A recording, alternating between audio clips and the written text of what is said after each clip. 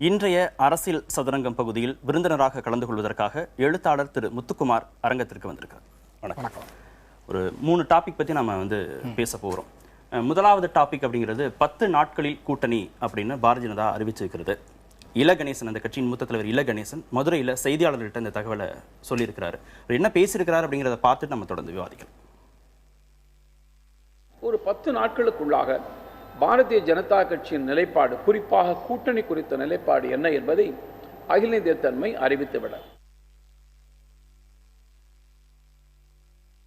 பொங்கல் சமயத்தில் நாங்கள் முடிவு செஞ்சிருவோம், 20 நாட்களில் முடிவு செஞ்சிருவோம் அப்படின்னு தொடர்ச்சியாக பாரதிய ஜனதா சொல்லி வருகிறது. அதே மாதிரி இதை பார்க்கலாமா?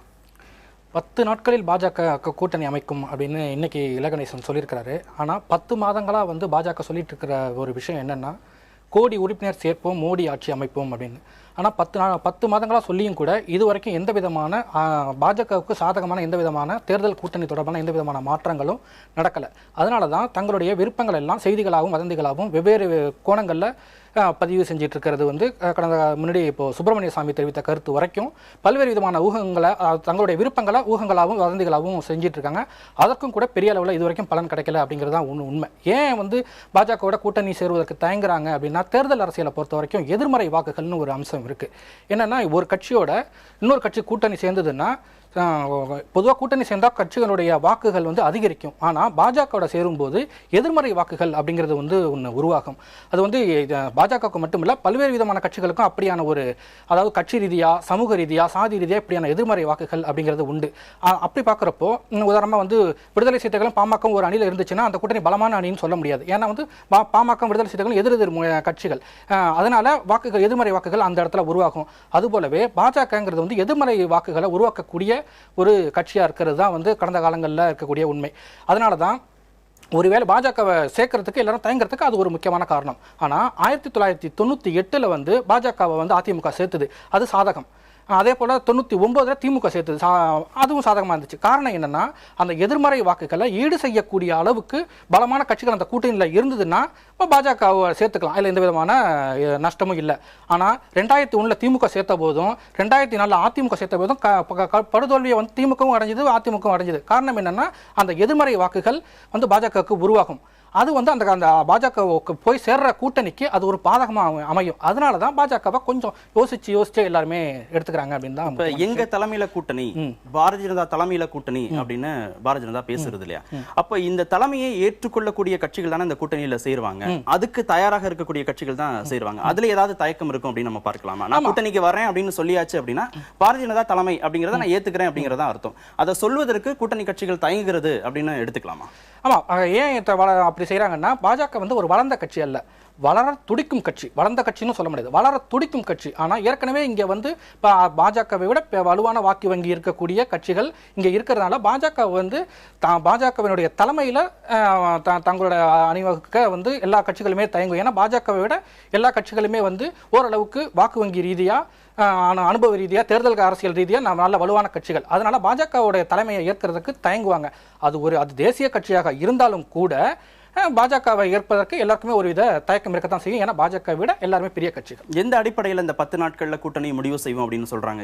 கூட்டணி கட்சிகளுக்கு விடுக்கக்கூடிய ஒரு செய்தியாக விரைவில் முடிக்கணும், மக்கள் நல கூட்டணி எல்லாம் பிரச்சாரத்தை தொடங்கிட்டாங்க அப்படிங்கிற ஒரு செய்தியை கூட்டணி கட்சிகளுக்கு சொல்வதற்காக இந்த 10 நாட்கள் அப்படிங்கிற ஒரு டைம் செக் அவங்க வைக்கிறாங்கன்னு பார்க்கலாமா? இல்ல, அது அவங்களுக்கே அவங்க வச்சுக்கக்கூடிய ஒரு டார்கெட்டா தான் நான் பார்க்குறேன். ஏன்னா 10 மாதமா சொல்லிட்டே இருந்தாங்க மோடி ஆட்சின்னு, அதுக்கான வாய்ப்புகள் எதுவும் அமையல, எந்த கட்சியும் இல்லை. அப்படிங்கிறப்போ வேற வழியே இல்லாமல் எல்லா கட்சிகளையும் அதனால தான் இப்போ திமுக கூட்டணிக்குள்ள பாஜக அப்படிங்கிற ஒரு அம்சமே இதுவரைக்கும் பேசப்படாத ஒரு சூழல்ல சுப்பிரமணிய சாமி இந்த ஒரு கருத்தை விதைக்கிறப்போ அது ஒரு புதிய அரசியல் விவாதத்துக்கு எட்டு செல்லுது. அதனால ஒவ்வொரு கட்சியும் தங்களுடைய அரசியல் நிலைப்பாடுகளை மாற்றிக்கலாமா, ஒருவேளை பிஜேபியோட திமுக சேர்ந்துச்சுன்னா நம்ம நிலைப்பாட்டை மாற்றிக்கலாமா அப்படிங்கிற மாதிரி ஒரு வித வாய்ப்பு இருக்கா? திமுக பாஜக திராவிட பாதையிலிருந்து விலகி ரொம்ப தூரம் வெளியில விலகி திமுக அந்த முயற்சியை எடுக்குமா? முடிவு எடுக்குமா? திமுக முடிவு எடுக்குமானா கடந்த காலங்களில் அப்படி ஒரு முடிவை எடுத்த கட்சி தான். ஆனால் அந்த எடுத்த காரணத்தினால கடுமையான ஒரு வீழ்ச்சியை சந்தித்த கட்சி பாரதிய ஜனதா திமுக. அதனால இனி ஒரு முறை அப்படி ஒரு முயற்சியை வந்து பாஜக அணியில் சேர்க்கும் முயற்சியை திமுக எடுத்ததுன்னா அது அந்த கட்சிக்கு மிகப்பெரிய ஒரு பலவீனமாக அமையும் அப்படிங்கிறதான் யதார்த்தம். சரி, ஒருவேளை இந்த வாய்ப்பு இல்லை, பாரதிய ஜனதாவோட கூட்டணி போகல அப்படின்னா அடுத்த வாய்ப்பு அப்படிங்கிறது காங்கிரஸுக்கு இருக்கு. காங்கிரஸ்க்கு மூத்த தலைவர்கள்லாம் வந்து சந்திப்பதற்கான வாய்ப்பு இருக்கு. குலாம் நபி ஆசாத் கூட அடுத்த வாரங்களில் வருவதாக சொல்லப்பட்டிருக்கிறது. இதற்கான சாத்தியக்கூறுகள் எப்படி? நிச்சயமா, அதாவது அதிமுக எப்படி பாஜக அப்படிங்கிறது வந்து ஒரு இயற்கையான கூட்டணி அப்படின்னு நம்ம சொல்றோமோ அதுபோல கடந்த ஒரு 30 ஆண்டுகள்ல திமுக காங்கிரஸ் அப்படிங்கிறது வந்து ஒரு வகையில வந்து இயற்கையான கூட்டணி அப்படின்னு சொல்லலாம். அது வந்து அண்ணாவுடைய மறைவுக்கு உடனடியாகவே வந்து இந்திரா காங்கிரஸோட கூட்டணி வச்ச கட்சி திமுக. அதனால அதன் பிறகு வெவ்வேறு விதமான அரசியல் மாற்றங்கள் ஏற்பட்ட போதும் கூட திரும்பவும் காங்கிரஸோட சேர்ந்த வரலாறுகள் வந்து தேர்தல் அரசியல்ல இருக்கு. அதனால திமுக காங்கிரஸ் அப்படிங்கிறது வந்து எப்படி வந்து திமுக பாஜக கூட்டணி அப்படிங்கிறது ஒரு எதிர்மறை வாக்குகளை திரட்டுமோ அதுபோல அல்லாம திமுக காங்கிரஸ் அப்படிங்கிறது வந்து ஒரு ஆதரவு வாக்குகளை தான் வந்து திரட்டி தரும். அதனால வந்து திமுகவுக்கோ அல்லது காங்கிரஸுக்கோ அல்லது திமுக கூட்டணிக்கோ எந்த விதமான பாதகமும் நேர்ந்திராது. அது பெரிய அளவில் பிளஸ்ஸா மாறுமா அப்படிங்கிறது ரெண்டாவது விஷயம். ஆனா பாதகமான வாக்குகள் அப்படிங்கிறது வந்து திமுக கூட்டணிக்கு உருவாகிறதுக்கு வாய்ப்பு இல்லை. ஆனா கடந்த காலங்களில் இரண்டு கட்சிகளுமே கடுமையான விமர்சனங்களை ஒருத்தர் மேல ஒருத்தர் வச்சிருக்காங்க. இப்ப எதை சொல்லி அவங்க வந்து இந்த கூட்டணியை வந்து நியாயப்படுத்த முடியும்? இல்ல, அது எதை சொல்லி அவங்க நியாயப்படுத்துறாங்க அப்படிங்கறத தாண்டி திமுக தொண்டர்கள் அல்லது காங்கிரஸ் தொண்டர்கள் மத்தியில ஒரு பெரிய அளவுல வந்து திமுக காங்கிரஸ் கூட்டணி வரும் அப்படிங்கிறது வந்து அந்த எண்ண ஓட்டம்ங்கிறது வந்து பெரிய அளவுல உருவாயிருக்கு. அதுதான் வந்து இன்னைக்கு திமுகவுக்கும் காங்கிரஸுக்கும் இருக்குமான ஒரு சாதகமான அம்சம். ஏன்னா வந்து தொண்டர்கள்ட்ட போயிட்டு விளக்கம் கொடுக்க வேண்டிய எந்த விதமான அவசியமும் இல்லை. ஏன்னா திமுகவோட எந்த கட்சிகளும் கூட்டணியில் இல்லாத ஒரு சூழல்ல காங்கிரஸ் போன்ற ஒரு பாரம்பரியமான வாக்கு வங்கி உள்ள ஒரு கட்சி அப்படிங்கிறது வந்து அந்த கூட்டணிக்கு தேவை. அதனால அது வந்து தொண்டர்களையும் வந்து முடிச்சிடும். தொண்டர்களையும் வந்து ஒரு வகையில் ஆசுவாசப்படுத்தும். அதனால ஒரு பெரிய சந்தேகத்தையும் எழுப்பாது. ஜெயலலிதா சார்பில் அவங்க கட்சியில் ஜெயலலிதாவும் போட்டியிடணும் அப்படின்னு சொல்லி கிட்டத்தட்ட வந்து 7936 பேர் வந்து விருப்ப மனு தாக்கல் செஞ்சிருக்கிறாங்க. கிட்டத்தட்ட 28,000க்கும் மேற்பட்ட விருப்ப மனுக்கள் விற்பனையாக இருக்கிறது, விநியோகம் செய்யப்பட்டிருக்கிறது. அதில் வந்து ஒரு 1/3 பங்கு அளவுக்கு வந்து ஜெயலலிதா போட்டியிடணும் அப்படின்னு தாக்கல் செய்யப்பட்டிருக்குது. எப்படி பார்க்கலாம்? மற்ற கட்சிகளுக்கு இல்லாத ஒரு விஷயமாக இது பார்க்கலாமா?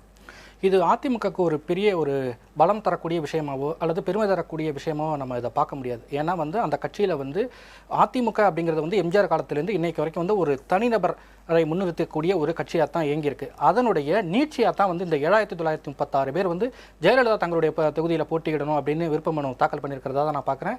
ஏன்னா வந்து இது பெரிய அளவில் வந்து இதனால் 7900 பேர் வந்து வேட்புமனு தாக்கல் பண்ணிட்டாங்கிறதுனால அதிமுக வந்து பெரிய ஆதரவான அலை எதுவும் திரண்ட போகிறதில்ல. இது வந்து அந்த கட்சியில் எந்த அளவுக்கு வந்து தனி மனித துதி அல்லது தனி மனிதர் வழிபாடுங்கிறது உச்சத்தை நோக்கி போயிருக்கு, எம்ஜிஆர் காலத்திலிருந்து ஜெயலலிதா காலம் வரைக்கும் எப்படி உச்சத்துக்கு போயிருக்கு அப்படிங்கிறதுக்கான ஒரு குறியீடாக தான் இதை நம்ம பார்க்கணுமே தவிர இது அதிமுக பெரிய அளவில் தேர்தல் காலத்துல சாதகமாக வாக்குகளை திரட்டும் அப்படின்லாம் எதுவுமே இதுல தன்னுடைய ஆசையை கட்சி தலைமை மீது இருக்கக்கூடிய ஆதரவை வெளிப்படுத்துறதாக இதை பார்க்க முடியும். ஆதரவை வெளிப்படுத்துவதற்கான பல்வேறு விதமான முறைகளை வந்து அதிமுக தொண்டர்கள் செஞ்சிருக்காங்க. அதை நம்ம பல காலங்களில் பார்த்துருக்கோம். குறிப்பா வந்து எம்ஜிஆர் ஆட்சி காலத்துல எம்ஜிஆர் இருந்தப்போ வந்து தன்னுடைய அந்த சின்னத்தையே எம்ஜிஆர் அப்படிங்கிறதையும் ரெட்டலை சின்னத்தையும் பொறித்து கொள்ளக்கூடிய அளவுக்கு தனி மனித அந்த தங்களுடைய நம்பிக்கையை வந்து தலைவர் மேல இருக்கக்கூடிய நம்பிக்கையை வந்து வெளிப்படுத்துற விதங்களை பார்த்துருக்கோம். இது வந்து காலமாற்றத்துக்கு ஏற்ப வேட்புமனு மூலமா தங்களுடைய பாசத்தையோ அன்பையோ வெளிப்படுத்துறாங்க அப்படிங்கிறது தான் இதை நம்ம புரிஞ்சுக்க வேண்டிய விஷயம். மற்ற கட்சிகள்ல இவங்க தான் வேட்பாளர்கள் அப்படிங்கறத ஓரளவுக்கு யூகிக்க முடியும். ஆனா அதிமுகல யாரு வேண்டுமானாலும் ஒரு கடைசி கட்ட தொண்டன் கூட வேட்பாளராக நிறுத்தப்படுவதற்கான கடந்த கால வரலாறு இருக்கு. அந்த அடிப்படையில இப்ப இவ்வளவு பேர் இதை தாண்டி 28,000 மனுக்கள் வந்திருக்கு அப்படிங்கறத நம்ம அப்படி புரிஞ்சுக்கலாமா? நிச்சயமா. அதாவது வேற எந்த கட்சிகளையும் விட அதிமுக மிகப்பெரிய சாதக அம்சம் அப்படின்னு அதைத்தான் நம்ம சொல்லணும். ஏன்னா இவர் தான் வேட்பாளர் அவர் தான் வேட்பாளர் அப்படின்னு தெளிவா வந்து வேற எந்த கட்சியிலையும் சொல்லிடலாம். ஆனா காட்பாடியில் என்ன துரைமுருகன் அப்படின்னு தெளிவாக சொல்லிடவே இல்லை அப்படின்னு. ஆனால் அதிமுக பொறுத்த வரைக்கும் அப்படி சொல்ல முடியாது. அதுவே அந்த கட்சியினுடைய ஆகப்பெரிய பலம் அப்படின்னு தான் நம்ம சொல்லணும். உதாரணமாக வந்து அந்த தொண்டர்கள் கட்சியினுடைய தொண்டர்கள் மக்களுக்கு உண்மையிலேயே ஏதோ செஞ்சிருக்காங்க அல்லது கட்சி வளர்ச்சி பணிகளை செஞ்சிருக்காங்க அப்படின்னு கட்சி தலைமைக்கு தகவல் போச்சுன்னா அவர் எந்த விதமான கீழ்நிலை பதவியில் இருந்தாலும் கூட அவரை எந்த விதமான உயர் பதவிக்கும் கொண்டு செல்லக்கூடிய ஒரு போக்கு அணுகுமுறைங்கிறது வந்து அதிமுக எம்ஜிஆர் காலம் தொட்டு இன்னைக்கு வரைக்கும் இருக்கு. அது அதிமுகவுடைய ஆகப்பெரிய பலம்னு நான் சொல்லுவேன். மக்கள் நல கூட்டணி பிரச்சாரத்தை தொடங்கி இருக்கிறாங்க, சம பலத்தோடு இருக்கிறாங்க. தொகுதி பங்கீடு எப்படி இருக்கும்? சமபலத்தோட இருக்காங்கங்கிறது வந்து ஒரு வகையில் பெரிய அது ஒரு விவாதத்துக்குரியதாக நான் பார்க்குறேன். ஏன்னா வந்து அவங்க வந்து எங்கள் கூட்டணியில் யாரும் அடிமைகள் இல்லை, யாரும் எஜமானர்களும் இல்லை அப்படின்னு சொல்கிறாங்க. ஆனால் வந்து சமபலத்தோட இருக்காங்களா அப்படிங்கிறத வந்து எனக்கு சின்ன சின்ன வேறுபாடுகள் இருக்குது. ஏன்னா வந்து மறுமலர்ச்சி திமுகவை பொறுத்த வரைக்கும் அது வந்து கட்டமைப்பு ரீதியாக எல்லா தொகுதிகளிலும் இருக்கக்கூடிய கட்சி.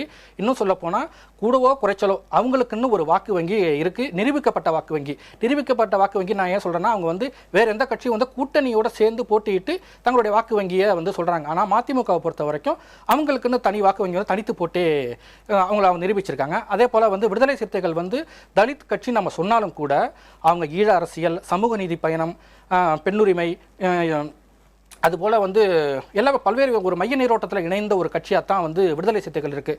இந்த கட்சிகளுக்கு தவிர்த்து இடதுசாரிகளை பார்த்தோம்னா இன்றைக்கி மக்கள் நல கூட்டணியில் இருக்கக்கூடிய கட்சிகள்லேயே சிபிஎம் தான் வந்து 10 எம்எல்ஏவும் தமிழகத்திலிருந்து ஒரு எம்பியும் கொண்ட கட்சி. சிபிஐ வந்து 9 எம்எல்ஏக்களுக்கும் ஒரு எம்பியும் கொண்ட கட்சி. அதனால் வந்து ஒவ்வொருத்தரும் வந்து சமபலத்தில் இருக்காங்கன்னு சொல்ல முடியாது. அவர்களுக்கான பலம் அப்படிங்கிறது தனித்தனியாக இருக்குது. சமபலத்தோடு இருக்காங்க அப்படின்னு என்னால் சொல்ல முடியல. ஆனால் வந்து அவங்க ஒன்றிணைந்து செயல்படுகிறார்கள். இது தமிழகத்தில் ஒரு மிக மிக முக்கியமான முயற்சி. அதுதான் நானும் கேட்க வந்தேன். அதிமுகவுடைய பி அணி, தலித் முதலமைச்சர் அப்படிங்கிற விமர்சனங்கள், பிரச்சனைகள், விவாதங்கள்லாம் தாண்டி இப்ப பிரச்சாரத்தை தொடங்கிட்டாங்க. கொஞ்சம் கன்ஸ்ட்ரக்டிவா இருக்கிறாங்க அப்படின்னு நம்ம பார்க்க முடியும். நிச்சயமா. அதாவது இந்த கடந்த ஒரு 40 ஆண்டு கால வரலாறுல ஒரு கூட்டணி திமுக அதிமுக மாட்டுங்கிறது வந்து 80கள்லேருந்து தொடர்ந்து 30 காலத்துலேருந்து சொல்லிட்டு போற விஷயம் தான். ஆனா இவ்வளவு ஆர்கனைஸ்டா, இவ்வளவு உறுதியா ஒரு கூட்டணி உருவாகிறது அப்படிங்கிறது வந்து இந்த மக்கள் நல கூட்டணி தான். அது வந்து உறுதியான முயற்சி. அவங்க விஜயகாந்த் வருவாரு, வாசன் வருவான்ற எதிர்பார்ப்புகள்லாம் ஒரு பக்கம் இருந்தாலும் கூட இன்னைக்கு அவங்க வந்தாலும் சரி வராட்டியும் சரி நாங்கள் களத்தில் இறங்குறோம் அப்படின்னு சொல்லி போராடி அந்த நேரடியாக களத்தில் இறங்கி இருக்கிறதுங்கிறது வந்து ஒரு ஆரோக்கியமான விஷயம். இன்னைக்கு நடந்த முக்கியமான அரசியல் நிகழ்வு பற்றி பல்வேறு கருத்துக்களை பதிவு செய்தீர்கள். நன்றி.